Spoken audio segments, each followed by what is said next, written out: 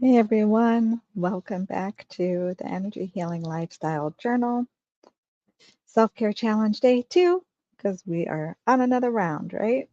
We completed 49 days again, another 49-day cycle, and we come back because self-care is a daily activity, whether we do a whole lot of things or just a few things or just a moment to breathe, something, right? Not denying this person, this human, this vessel, this I almost said blob of energy, ball of energy.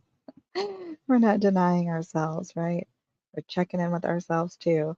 So check in, be aware, assess, align.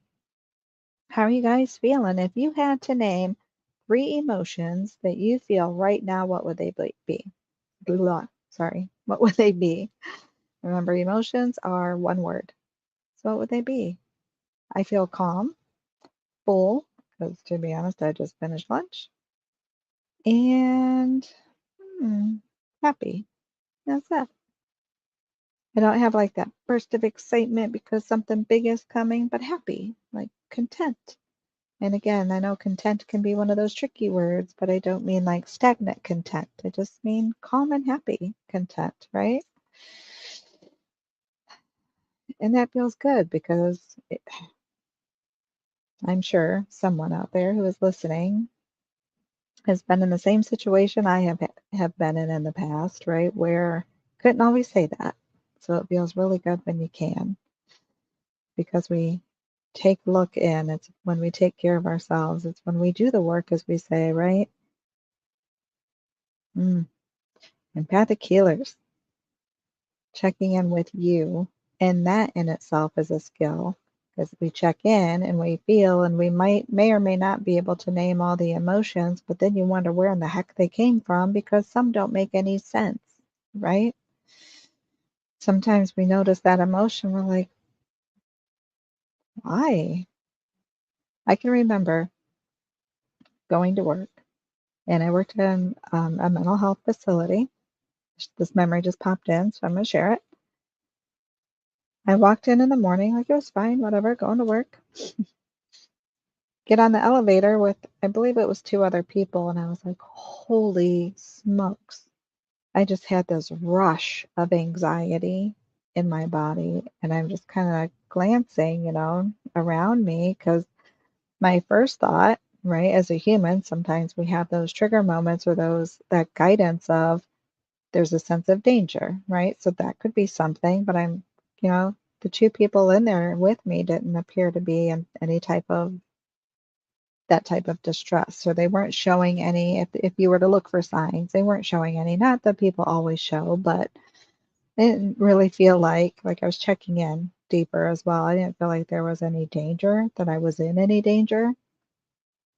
But I think whomever, was on the elevator was really dealing with some massive anxiety. But it can catch us off guard, right? When we don't know or we don't have the awareness, or we're just focused on other things and not bringing that into our awareness. We're not checking in with self because we have been programmed and conditioned that what we feel is ours, that what we see is ours, right? And then yet what we know isn't always right, right? You guys hear that too? It's either how did you know that or that it's that denial. No, that's not it. When you share something with someone that you just have that knowing, right? No, that's not it. Or you catch someone lying, they're like, I'm not lying.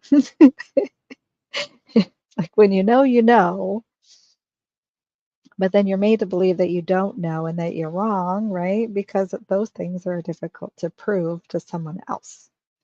And then we have that tendency to believe whatever is brought back to us and we internalize that. So again, we then assume that everything we're experiencing is ours, therefore our responsibility to handle and manage. And then we try to figure it out.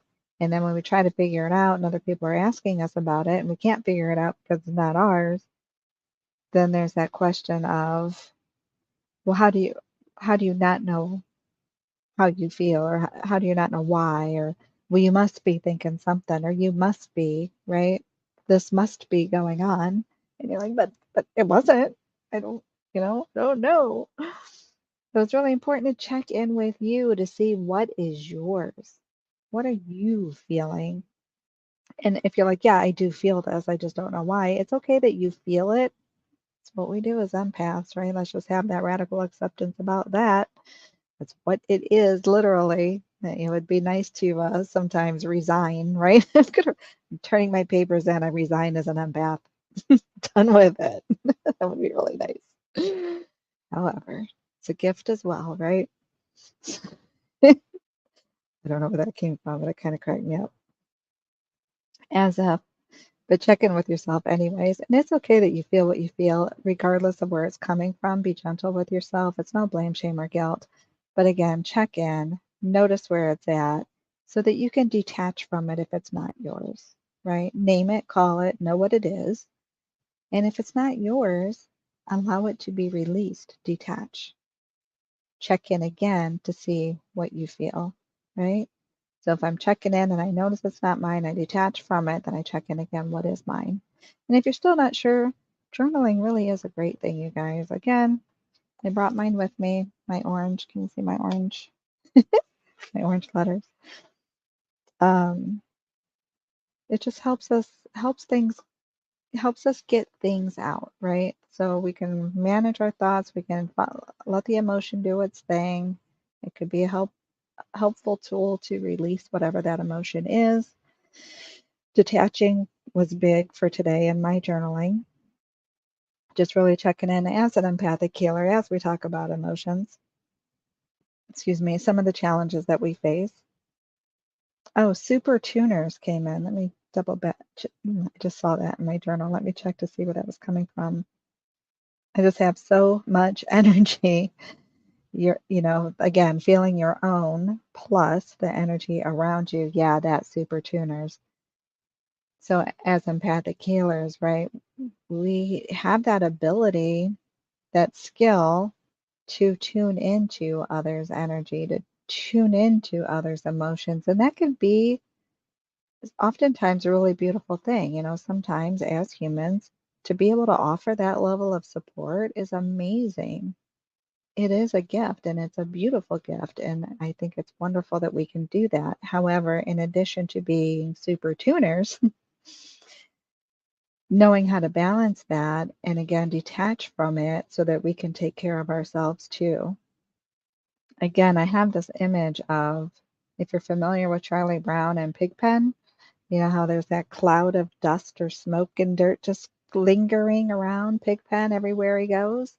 Well, we can do that too, right? When we're not taking care of ourselves. We have our own life experiences, obviously, and then when we grab other people's, so I have my own dirt and luggage, but let me go take everybody else's too and throw that on top of mine and triple, quadruple that or whatever. And then I want to help and share that with people. But what am I sharing with you when I show up? That dust ball, right? Are we helping others when we're showing up with the dust ball? Are we helping ourselves?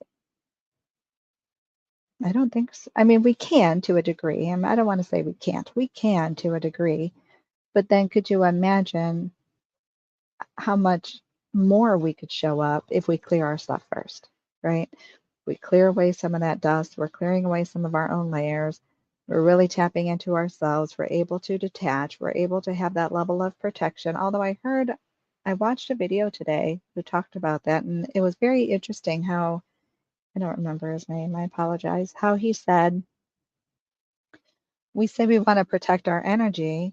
And I mean, that makes sense to a degree, right? But in our subconscious mind, when we hear protect or shield, there's that level of warning that occurs within as well. So as if we're in some type of danger.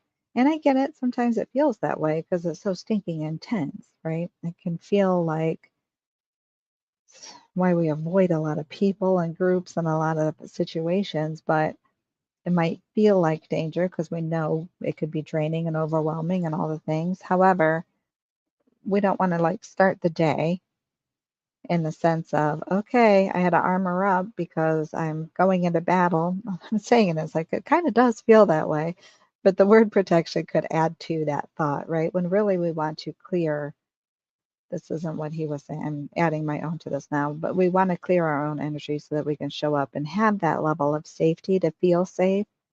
So just, what was the word he used? Kind of creating, I don't think he said gap. I might have wrote it down actually, because I did really like what he was saying there. Let me see if I took a note on it. If I did, maybe I didn't write it down, or it's in it somewhere else. But anyway, it's like just space, right? We're creating safe space, basically. It's not what he said, but I like that. So we create the safe space between us and our own energy and others.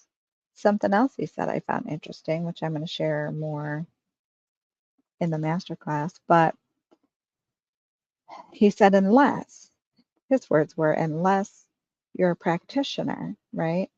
Then it's like your responsibility or duty because you're there to help with that healing process that you, like he was saying, then other people's energy is your responsibility.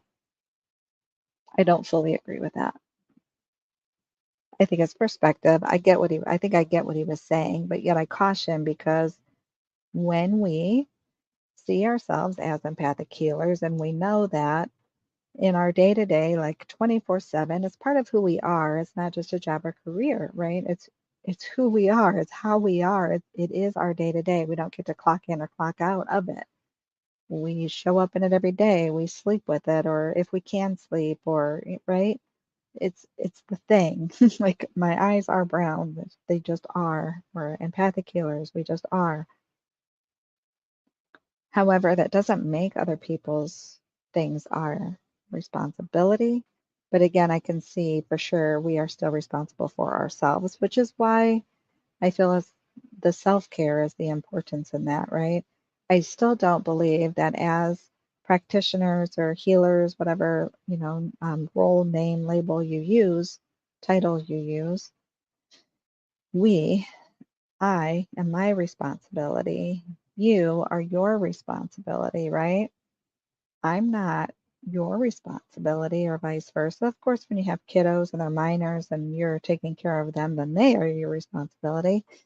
But as adults, as individuals, as human beings, as aspects of the all that is, as, right, part of the collective, that's where it starts with us, literally starts with us. We are responsible for us. I'm responsible for clearing my own layers. I'm responsible for managing my emotions. I'm responsible for trying to find those ways that work for me, right? Because we're all different. We might have different tools that we use that work for us. I'm responsible for finding ways that do help me manage my energy and my emotions so that I don't project out more of the same icky cycles, more of the same icky energy. I don't become, pigpen with the dust balls, and that's what I'm sharing and projecting out onto everyone else. It's big stuff. And emotions can be very challenging. Again, I have been very transparent, I think.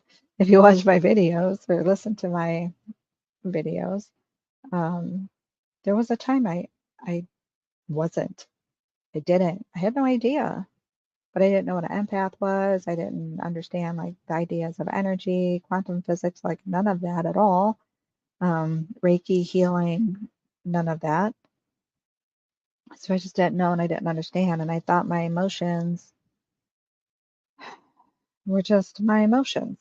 And I was responsible for them, and I was responsible for yours, and I was responsible for everybody else around me, and it was my duty to keep the peace, and it was my duty to make sure nobody was pissed off in the house, and it was my duty to make sure, right, that no one had to get drunk or high during the day, that everything was fine. Some of that's learned behavior, and it's beyond.